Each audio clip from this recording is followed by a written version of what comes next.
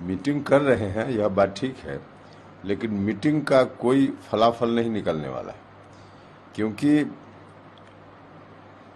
इन लोगों के पास जितनी पार्टी है उतने लोग उम्मीदवार हैं प्रधानमंत्री के, और अलग अलग राज्यों की जो राजनीतिक स्थिति है उसमें एक उम्मीदवार के खिलाफ एक उम्मीदवार, इसकी स्थिति बनाना बिल्कुल असंभव है।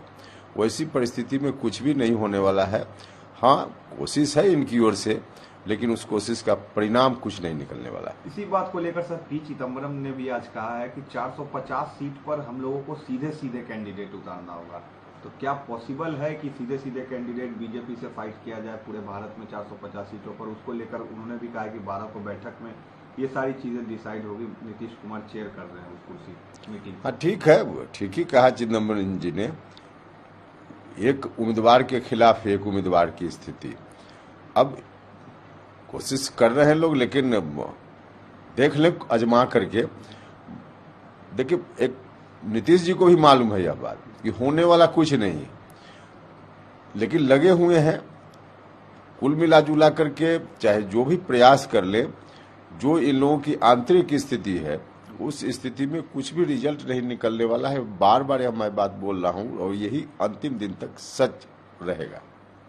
एक और चीज है सर, जिस तरीके से प्रधानमंत्री को लेकर लगातार आरजेडी की तरफ से ट्वीट किया गया, पहले संसद भवन की तुलना ताबूत से कर दी गई, उसके बाद कल एक ट्वीट किया गया जिसमें प्रधानमंत्री को कंपेयर करते हुए एक विलन से बताने की कोशिश की जा रही है। आखिर आरजेडी के नेता से जब पूछा जाता है तेजस्वी यादव, तो कहते हैं हमें इसकी जानकारी नहीं है। तो क्या ये सब जानबूझकर हो रहा है या बिना उनके कंसर्न के? क्या कहिएगा सर? देखिए, अनजाने तो नहीं हो रहा है, क्योंकि राष्ट्रीय जनता दल का जो ऑफिशियल अकाउंट है उससे ट्वीट हो रहा है। अब इस परिस्थिति में यह कह देना कि हमको जानकारी नहीं है, ये बिल्कुल गलत है। लेकिन जो कुछ भी लोग कर रहे हैं पूरा देश देख रहा है। देखिए, राजनीति अपनी जगह है, लेकिन देश से बड़ा कोई पार्टी नहीं होती है। अब संसद भवन की तुलना जिस तरह से ताबूत से की गई है, कोई भी हिंदुस्तान का एक आदमी भी इस को स्वीकार नहीं कर सकता है। राजनीति अपनी जगह है, राजनीतिक विरोध अपनी जगह है, लेकिन देश की जो संसद है, जो भवन है, वह देश का है, वह देश की गरिमा से जुड़ा हुआ विषय है।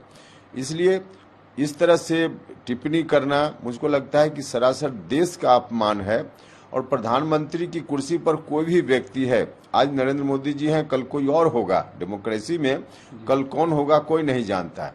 तो ऐसी परिस्थिति में नरेंद्र मोदी जी के खिलाफ बोले लोग, उनकी पार्टी के खिलाफ बोले, यह बात ठीक है, लेकिन प्रधानमंत्री के खिलाफ, प्रधानमंत्री के पद के खिलाफ कोई टिप्पणी, एक तरह से कहिए कि जनतंत्र के खिलाफ टिप्पणी है। सर, एक आखिरी सवाल लेना चाहूंगा। जिस तरीके से मोनजीर हसन ने जेडीयू से इस्तीफा दे दिया, उसके बाद जेडीयू कह रही है कि वो तो सदस्य ही नहीं थे जेडीयू के, और उन्होंने कई आरोप भी लगाए हैं जेडीयू पर कि जेडीयू सिर्फ अक़लियतों की वोट हड़पने के लिए इस तरह के साजिश जेडीयू में हो रही है।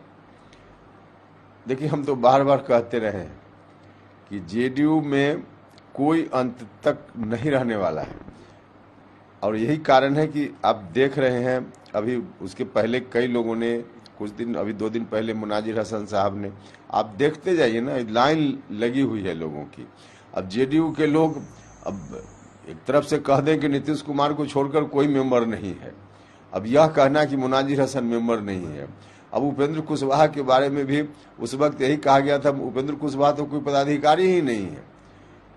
तो कुल मिला जुलाकर अब डूबती हुई नाव पर सवार हैं लोग, और जेडीयू के 2-4 अपवाद हो सकते हैं नेता जो अंतिम दिन तक रहेंगे।